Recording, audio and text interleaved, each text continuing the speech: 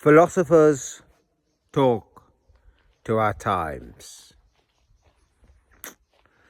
Oh, 30, nearly 40 years ago, when I was at university, I was there right at the end of the semiotic war.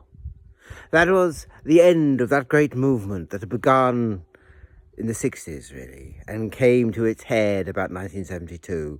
And by the time I was in university, which was 1980, seven, had kind of run its course.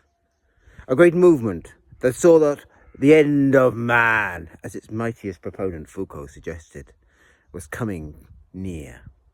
That the idea of humanity was going to be replaced by a mind fundamentally rooted on semiotic theories, on phonemes, on scraps of ideas and desires associated with those scraps of ideas, pitched hither and thither in structures where what mattered was the contrasts between black and white, man and woman, up and down.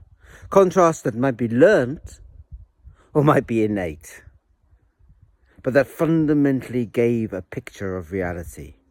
A picture of reality that punned cognitive power with semiotic theory, that is, with the theory of linguistics, so that to be able to speak was to be able to court in the miasma of thought.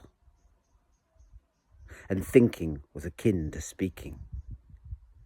More than that, it of course meant that reality itself was always merely a first draft of the semiotics that would be used to understand it and interpret it. Everything was symbolic now. And reality itself, if man was dead, was dead.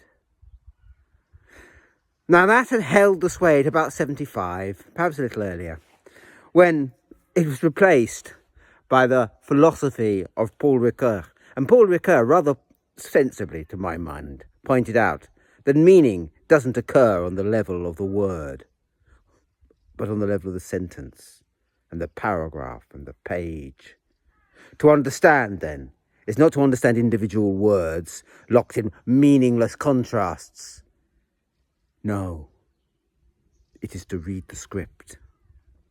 And what we have to do then is to read the great script of creation. Paul Ricoeur was, of course, a theologian. But it would work for Marxism or for any thought you would care to interpret. It only works as you read the whole page. And so anthropology, which was my particular discipline at the time, changed.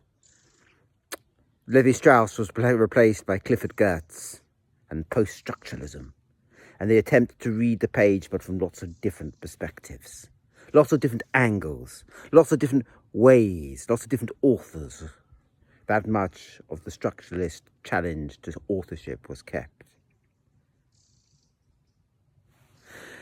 It is that movement that gave us the drive for decolonialism of our day, the idea that there is other scripts. The story of imperialism is not just good old Britain going and conquering the good old world for the good old cause. The people there already had civilizations, opinions, views, sometimes literate cultures thousands of years old that were smashed up by red-coated barbarians and replaced by something akin to capitalism or akin to slavery or oligarchy and the gunboat. Well, that was then. And now, what does one say? I'm just checking on the dog in case you wondered. What does one say? Here we are 40 years on. And it's very clear. We've gone very far down this path of semiotic theory versus reading the entire page. And in a sense, it is the way to understand the current dilemmas of modernity. You see, on one level, the tech bros and AI is clearly the latest and the greatest, and I God hope the last, permutation of the great semiotic conspiracy. The human mind, and even more human desire, is not being interpreted so much as vivisected by the tech bros who are using a semioticization of the human desire, pulling out individual desires, plugging them in to different semiotic systems, riding us hither and thither so we barely know where to turn. So people will get up early and rage and crave over little glass goblets or the sticky juice inside. A world, then, of manufactured desire, of Black Friday, which always strikes me as something terrible, but I suppose is meant to be something good. A world, then, where your desire has not become your own. It is becoming a wholly owned commodity of whichever corporation particularly has your eye, is in control of your life sources, life chances, be it Starbucks or McDonald's or whoever. That is on one side. And it is clearly the case that AI is going to be used, martialized, weaponized, to make that vivisection of the human soul and its replacement with something akin to semioticization all the more easy and all the more dreadful. And yet, of course, the young me, who, by the way, I didn't point this out, I loathed semiotics. It was one of the things that made me very ambivalent about anthropology, if I'm honest with you, that drove me to philosophy, was the entire idea that you could reduce a human mind to linguistic symbols. The idea that that was even thinkable struck me as crazy. You see, I was still a good Christian lad. That's why I'm afraid I still use the word soul. It went deep in my identity, deep in my linguistic powers, so that it haunts my language long after I've rejected the idea. So in the name of the soul, I used to reject semiotics. And now, it's very clear that semiotic script is not all there is.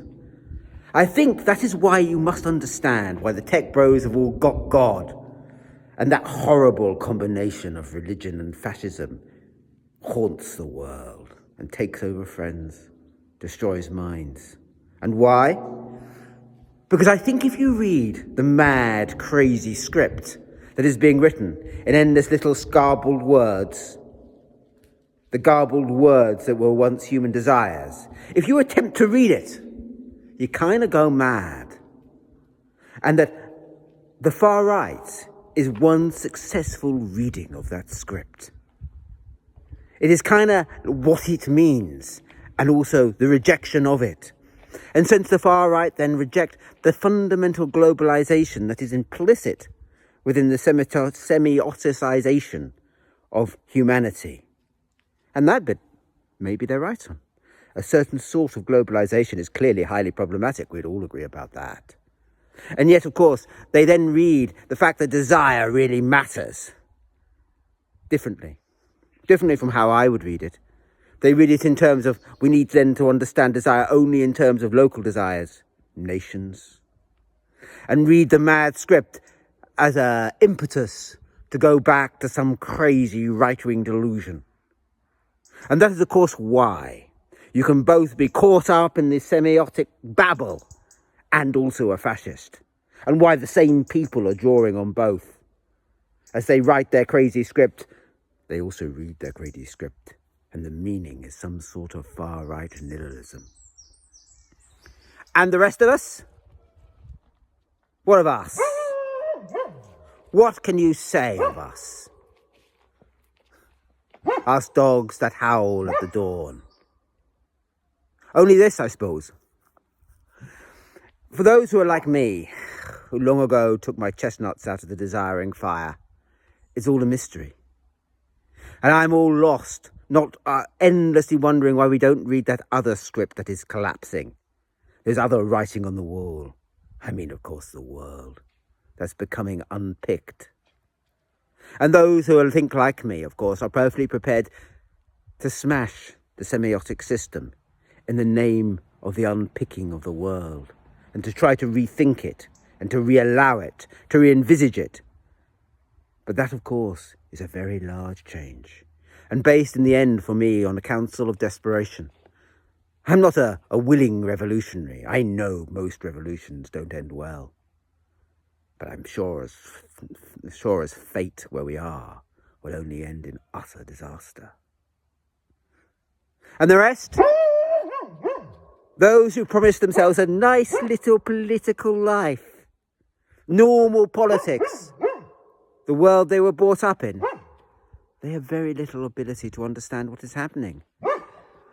They endorse the policies of the right sometimes. They endorse the policies of restriction and suppression in a way to try and hold the entire system together, to stop the far-right reading becoming the norm. And yet they don't have the balls to crush the system that is creating it. And without that, there's nothing else you can do. We are caught then in the nightmare. Both Ricoeur and semiotics were right. And semiotics has created a script of madness. Can we blame people for reading it as more as such?